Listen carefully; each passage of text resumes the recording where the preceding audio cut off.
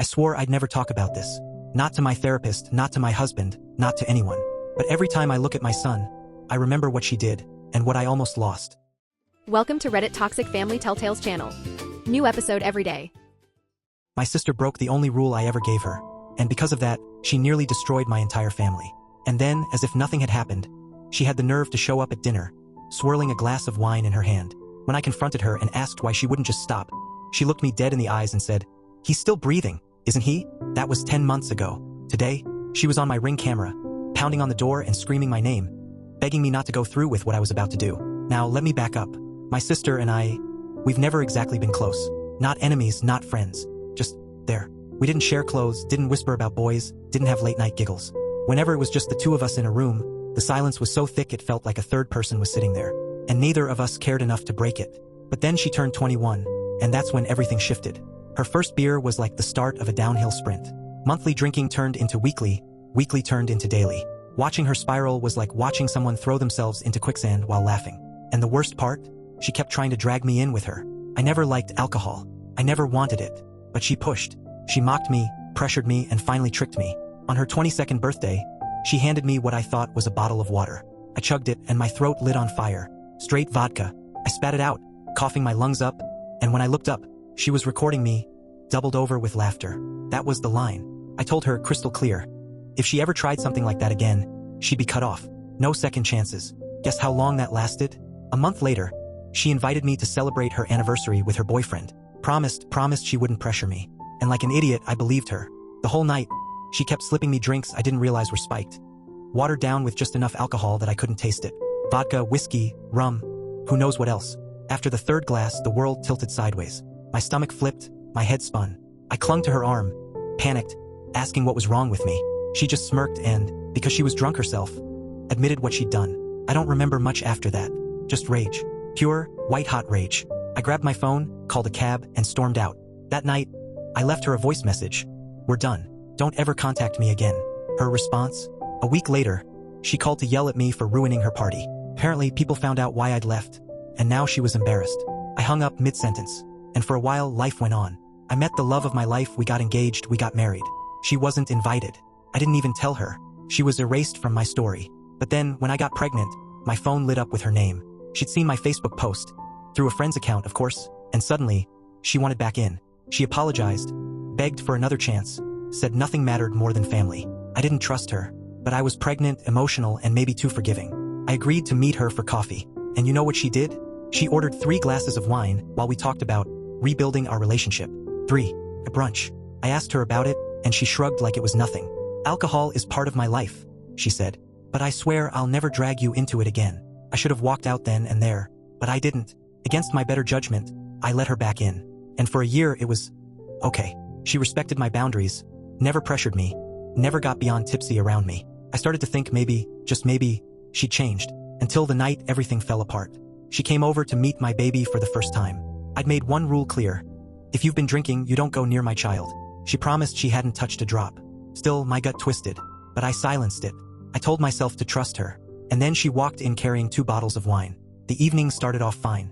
We chatted, my husband had a glass, I stayed sober. But she drained almost both bottles herself.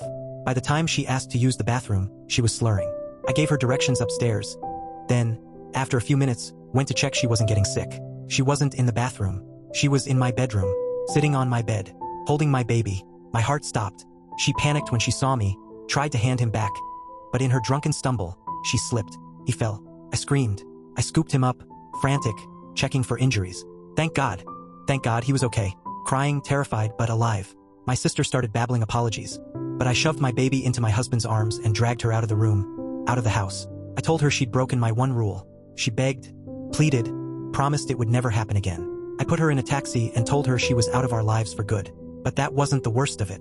When I went back upstairs, my husband was sobbing, holding our baby, who was now vomiting. My stomach dropped, and then I saw it, the half-empty wine bottle in her bag. She had fed alcohol to my infant. We rushed him to the ER, sirens screaming in the night. Doctors swarmed him, running tests, hooking him up to machines. Words like alcohol poisoning and organ damage were being thrown around. A social worker pulled us aside, eyes narrowing as we explained what happened. We were treated like suspects while our son fought for his life in another room. That night was the longest of my life. Hours passed in agonizing silence, broken only by the sound of my own prayers. When the doctor finally told us our baby would recover, I collapsed into my husband's arms, sobbing. Relief and fury twisted together in my chest. The next day, I drove to her apartment, shaking with rage. Her boyfriend opened the door, hungover and confused, swearing she hadn't come home. I showed him pictures of my son in the hospital, his face drained of color. He admitted she'd been spiraling, drinking more than ever. "You make excuses for her," I snapped. "You're enabling her. And she almost killed my baby." He stammered, but I was already gone. That was it. We cut her off permanently, blocked her number, her socials, everything. Installed cameras, documented everything. Because our baby's safety was non-negotiable. But of course, she wasn't done. A week later, she posted a drunken video online, painting herself as a loving aunt being punished for one tiny mistake. Family flooded my inbox, demanding to know why I was being so cruel. Some even accused me of using this as an excuse to fuel old grudges. I tried telling them the truth, but she'd already poisoned the well. She told them my baby had just accidentally sipped from her glass. Then came a letter supposedly from rehab. She claimed she was getting help and wanted visitation with my son when she finished treatment. Except, the facility didn't exist. And then, just last week, she showed up on my doorstep at midnight, drunk, with flowers and a teddy bear. Sat on my porch crying for 20 minutes, begging me to forgive her. I didn't open the door, and now I sit here, staring at my beautiful son asleep in his crib, wondering, how do you protect your child when the danger isn't outside in the world, but inside your own family? The next morning, David and I walked into Little Explorers Daycare, the place we'd planned to send Jackson once my maternity leave was over. I thought it would just be a normal tour, paperwork, all that. But the second we explained our situation to the manager, Karma, her face shifted. The polite, professional smile faded into something worried. "Actually," she said slowly, "someone matching your sister's description was here yesterday. Said she wanted to tour the facility and was thinking about enrolling her nephew." My stomach dropped so fast I thought I was going to be sick. She was watching us, tracking us, knowing where we were going, what we were planning. We showed Karma a photo, and she nodded immediately. It was Megan. That was it. Daycare was off the table. We couldn't risk it.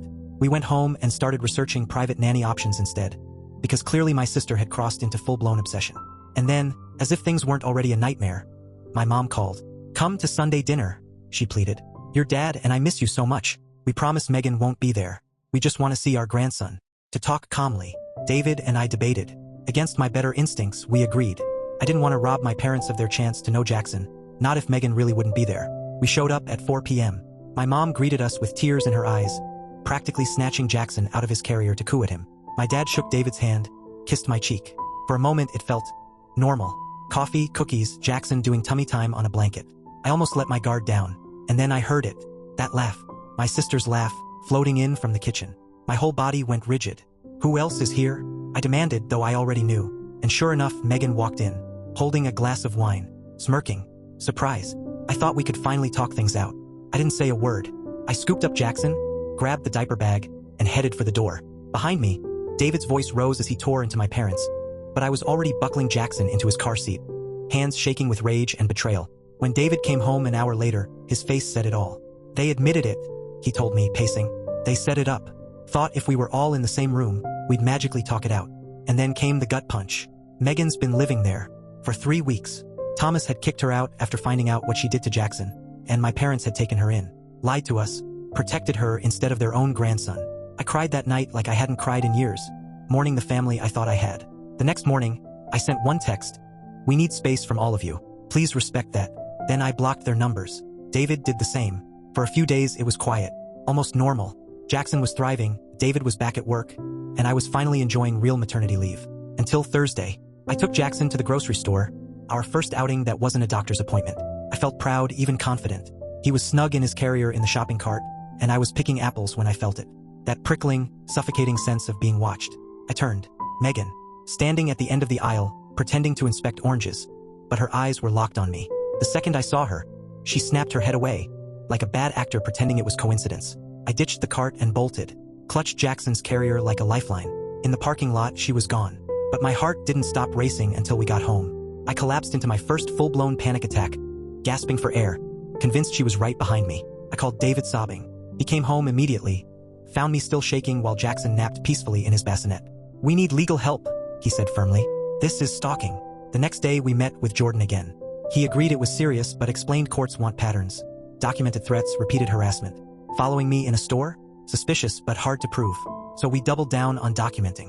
Every message, every sighting, every weird encounter. Cameras on the house, timestamps in a folder. We built our case brick by brick.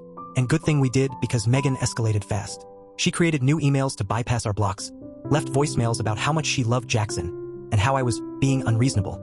At first, it was pleading. Then it was guilt trips. Don't you want him to know his aunt? Just like we had Aunt Patty growing up? Then it turned demanding. You can't keep him from me forever. 2 weeks later, our nanny Jessica came home pale and shaken. She'd taken Jackson for a walk and noticed the same car circling the block 3 times. She couldn't see the driver clearly, but she had a guess. We bought a GPS tracker for the stroller that night. Imagine telling people, yeah, I track my baby stroller because my sister might kidnap my kid. Ridiculous, but necessary. Then came the call from Dakota, a childhood friend. I don't want to alarm you, she said, but Megan's been asking weird questions, like what time you put Jackson down for naps. If you still keep a spare key under the planter like your parents used to. I felt sick. Dakota swore she told Megan nothing, but it was enough. We changed every lock, every code, checked every window. That night, neither David nor I slept. At 2 a.m., David nudged me. There's a car parked across the street. Been there an hour. I looked through the blinds. Megan's hatchback. A figure sitting inside, watching our house. David threw on jeans. I'm going out there. Be careful, I whispered. Phone in hand, ready to call 911. I watched from the window as he approached. The headlights suddenly flared, blinding him. Still, he kept walking. He leaned down, said something. The car peeled away. When he came back inside, his face was pale. It was her. She said she was just making sure we were safe. When I told her I was calling the cops, she took off. The next morning, we took everything to Jordan. This time, it was enough. We filed for a temporary restraining order, and the judge signed it within hours. Megan was legally banned from coming within 500 feet of us, our home, or Jackson's doctor's office. For a week, it worked. No sightings, no emails, no voicemails. We started to breathe again, until the night I checked Instagram and saw my son's face. A mommy blog style account called Autumn's Adventures. Dozens of Jackson's photos, stolen straight from my Facebook. Captions like, my precious nephew growing so fast, and can't wait for our next cuddle. I spiraled deeper and found 3 more accounts. Fake babysitting stories, fabricated anti-moments, like she was living a fantasy life online with my baby.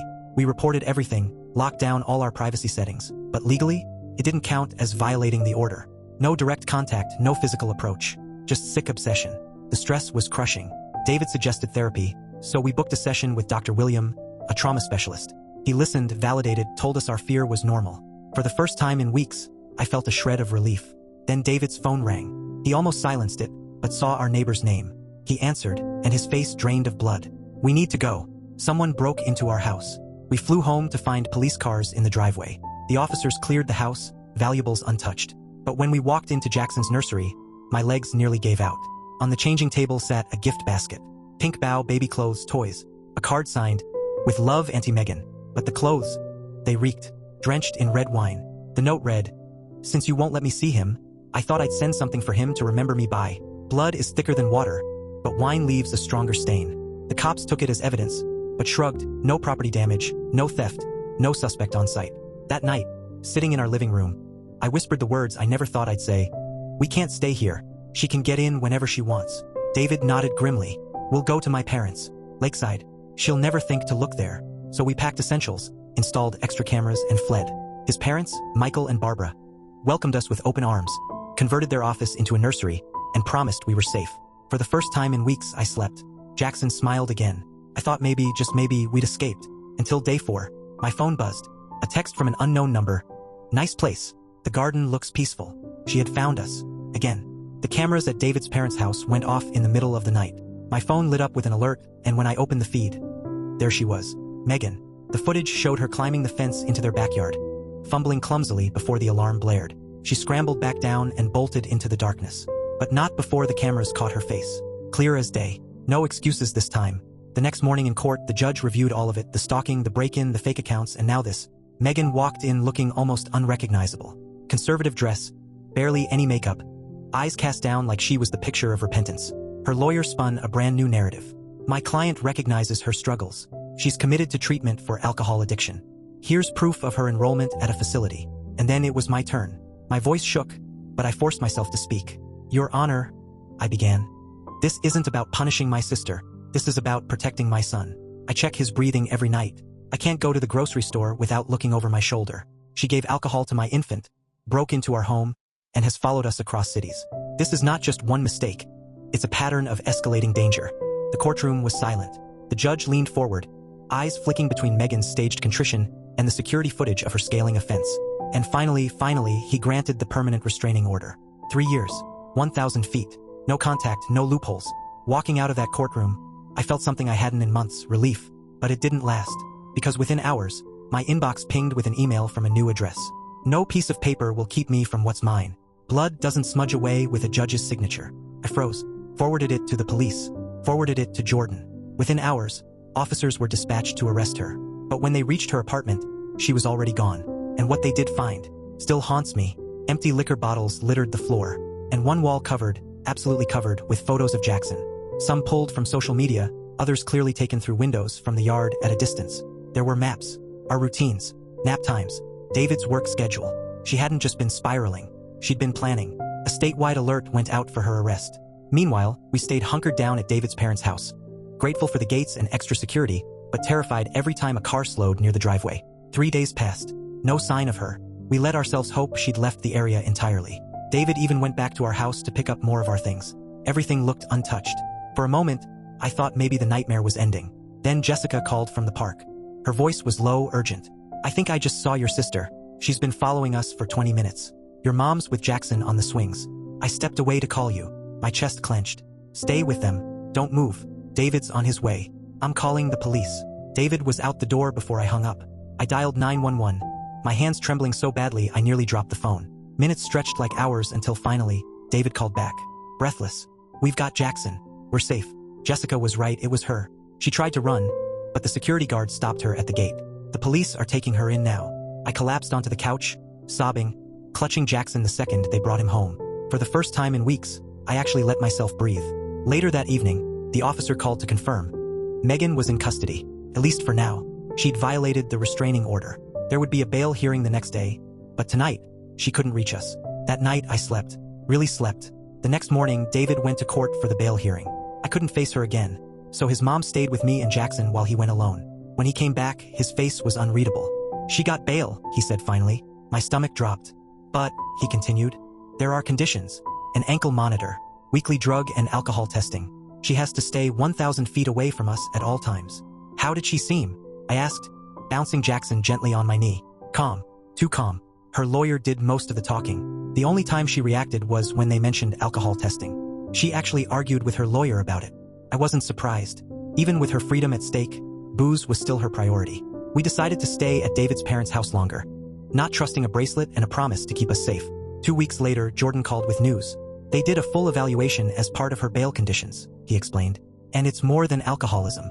The psychologist found personality disorder traits. It explains her fixation on Jackson. The courts ordered dual treatment, substance abuse and mental health." Hearing that was strange. On one hand, validating proof that we weren't crazy. On the other hand, terrifying. A diagnosis doesn't undo trauma. It doesn't guarantee change. About a month later, we got a formal letter from her therapist. They wanted a supervised family session. Strictly optional. Controlled environment. We talked it through with Dr. William, our own therapist. His advice was firm. Not yet. She needed to show progress first. If we did agree someday, it should start with just the adults. Never Jackson. So we declined. Politely, firmly. To my surprise, the therapist was understanding. Said they'd continue with Megan individually. Around that time, my parents reached out again. My dad called David's phone. "Please listen," he said. "We know we enabled her. We failed you. We failed her. But she's really changing this time. Her doctors say her progress is remarkable." I couldn't stop the bitterness in my voice. Even if that's true, protecting Jackson comes first. Always. Silence. Then my father's voice, quieter. "We understand that now. I didn't promise anything, but I agreed to send them occasional photos of Jackson by email. With one condition: if anything made its way to Megan, contact would end immediately." Months passed. Calm months. Reports from her facility said she was complying. Therapy sessions, clean tests, no violations. For the first time, we felt like we were rebuilding some kind of normal. We even returned to our own home, outfitted with enough security to rival Fort Knox. Then came another letter. This one from Megan herself.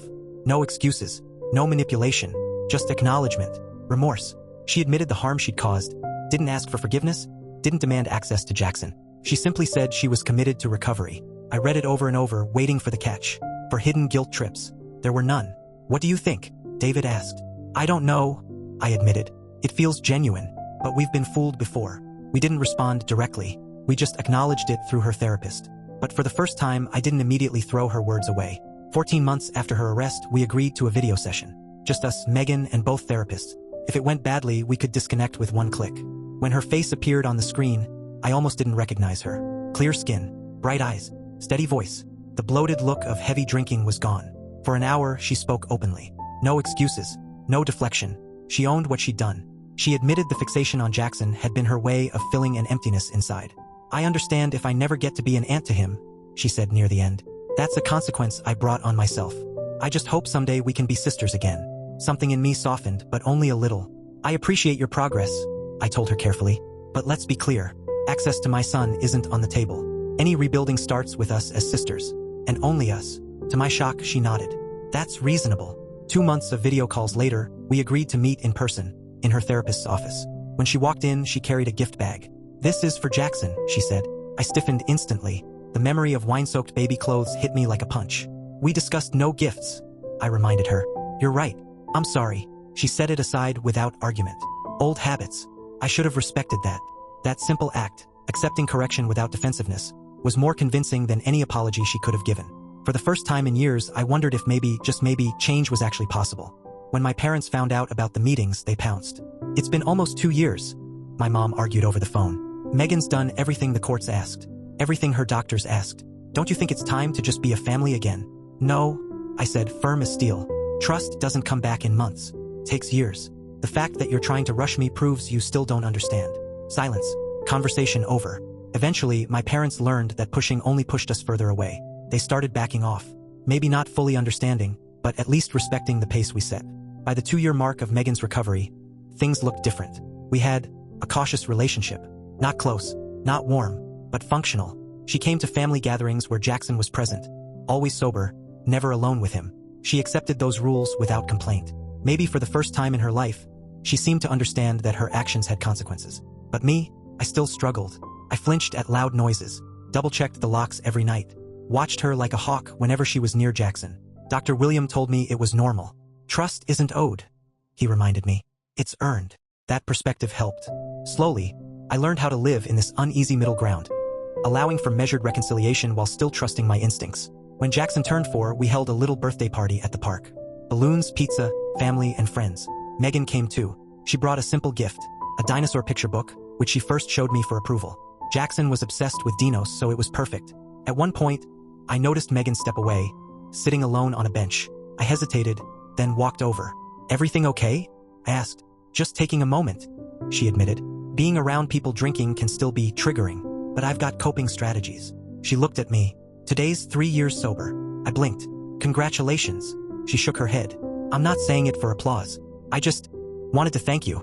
"Thank me? For what?" "For keeping your boundaries. If you'd given in when I was manipulating everyone, if you'd let me back easily, I probably wouldn't have gotten help. Your refusal forced me to confront myself." I didn't know what to say. After a moment, I just nodded. "I'm glad you're doing better." Walking back to the party, I realized something. We hadn't rebuilt the sisterhood I'd once dreamed about, but we built something else, a new equilibrium. Jackson's safety was still my first priority, but there was room for measured, cautious interaction. Last week, Megan hit 4 years sober. She moved to a neighboring town working as an addiction counselor, using her story to help others. She still checks before sending Jackson a gift, never asks for unsupervised time, never challenges our boundaries. Sometimes I watch them together at gatherings. Jackson shows her his latest Lego tower. She responds with just the right amount of interest. And in those moments, I feel complicated. Sadness for what we lost. Gratitude for how far we've come. Weariness that never quite goes away. Jackson knows a softened version of the truth. We told him Auntie Megan was very sick when he was a baby and made some dangerous choices, so she couldn't see him for a long time. He accepts it simply like kids do. He's not particularly attached, but he's not afraid either. As for me, I've accepted that some wounds never fully heal. I may never relax completely when she's around him. I'll always have that instinct to step closer, to guard. But the bone-deep terror is gone. Now it's vigilance I can manage. Recently, David and I started talking about having another child. The thought brought a wave of anxiety I didn't expect. Memories of those nights in the ER with Jackson came crashing back. But David took my hand. We're not the same people we were then. We're stronger now, prepared. We can't let fear write our future. And he was right. The best revenge against trauma is refusing to let it dictate the rest of your life. I still keep Megan's first letter from treatment. Not because I trust her fully, but as both a reminder of how far we've come in evidence, just in case. Trust, once broken, is never the same. But life goes on. Families evolve. Ours looks nothing like I imagined, but we're stronger for surviving the storm. People sometimes ask if I've forgiven her. That's complicated. Forgiveness implies forgetting. And as a mother, I will never forget. Instead, I've chosen something else. Not forgiveness, but a cautious peace. Built not on promises or guilt, but on boundaries and proof. Real life doesn't tie up neatly. There's no perfect bow at the end. Sometimes the best you can do isn't reconciliation, it's clarity. It's knowing your job is to protect your child day after day, even if the danger comes from inside your own family. And if you take anything from my story, let it be this: you don't owe anyone access to your child. Not your parents, not your siblings, not anyone.